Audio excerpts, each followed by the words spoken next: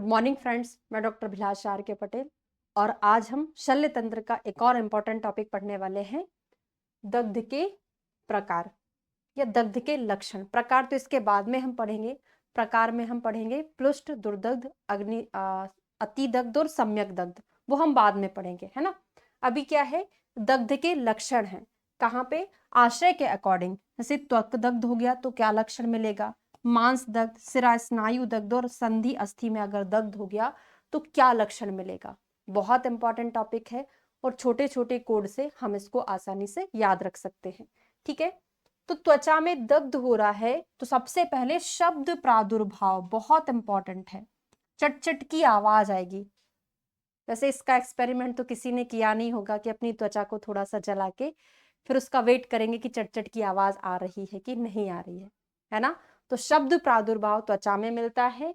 दुर्गंधता, त्वक संकोच, त्वक दग्ध। देखिए, जब हम त्वक दग्ध पढ़ रहे हैं तो हमको वहां पे त्वचा से रिलेटेड दो चीजें मिलने वाली हैं। एक, त्वचा में संकोच हो जाएगा, अगर हमारी त्वचा जलेगी तो वो सिकुड़ जाएगी, है ना। और त्वचा में ये त्वक दग्ध के लक्षण हैं।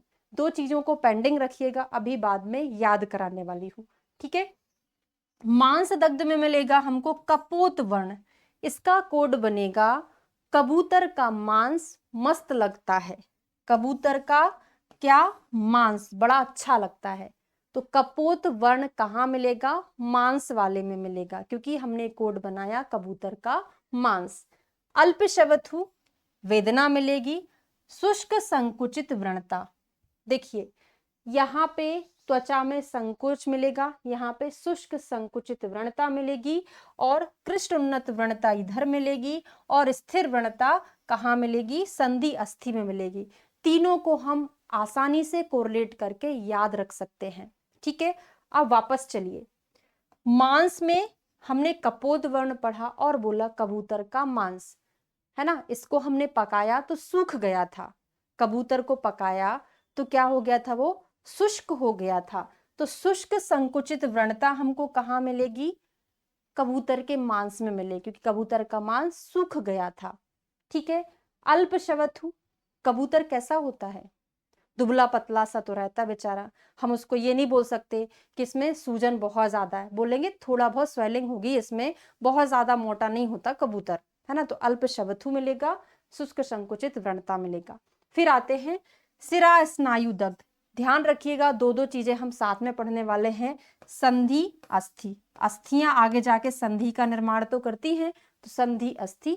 सा से सिरा, सा से ही स्नायु है, तो सा वाले दोनों साथ में पढ़ेंगे। सिराओं में क्या बहता है?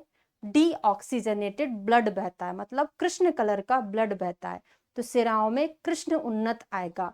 तो कृष्ण उन्नत व्रणता अगर आए तो सिरा लगाना। शुष्क संकुचित व्रणता अगर आए तो कबूतर का मांस सूख गया है तो मांस लगाइएगा। ठीक है, अब एक और चीज देखते हैं, स्राव सन्निरोधश्च। सिराओं में क्या होता है? स्राव होता है। कौन से कलर का? काले कलर का स्राव होता है।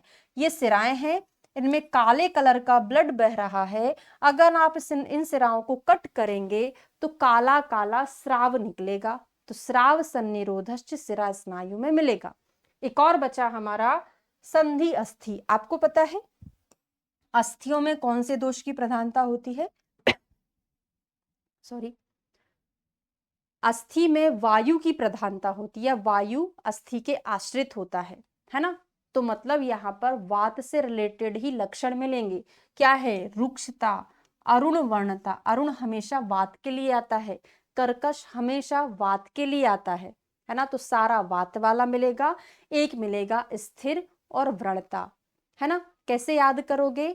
हमारी संधियां दो प्रकार की होती है, स्थिर संधि मतलब चल संधि, अचल संधि। इसको हम मॉडिफाई करके बोल सकते हैं स्थिर संधि, अस्थिर संधि। तो स्थिर व्रणता किसमें मिलेगी? संधि और अस्थि में। एक बार और रिवाइज करते हैं। शुष्क संकुचित व्रणता कबूतर के मांस में। कृष्ण उन्नत काले कलर का स्राव किसमें से निकलता है? सिराओं में से। और लास्ट में स्थिर कौन होती है? हमारी संधियां। अस्थियों के साथ संधि भी ऐड कर याद करेंगे।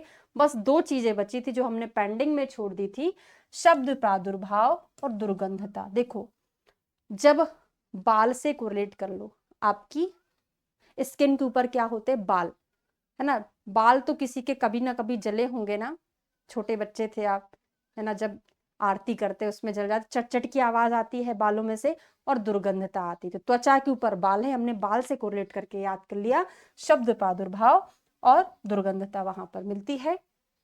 बहुत छोटा सा टॉपिक था दग्ध के लक्षण, लेकिन बहुत इंपॉर्टेंट है एग्जाम के लिए और मैंने बहुत अच्छे से आपको पढ़ाया है। कमेंट करके ज़रूर बताइएगा। वीडियो को ज़्यादा से ज़्यादा लोगों तक शेयर करें ताकि जो एग्ज़ाम देने वाले हैं उनको थोड़ी सी हेल्प मिल सके। Thank you so much.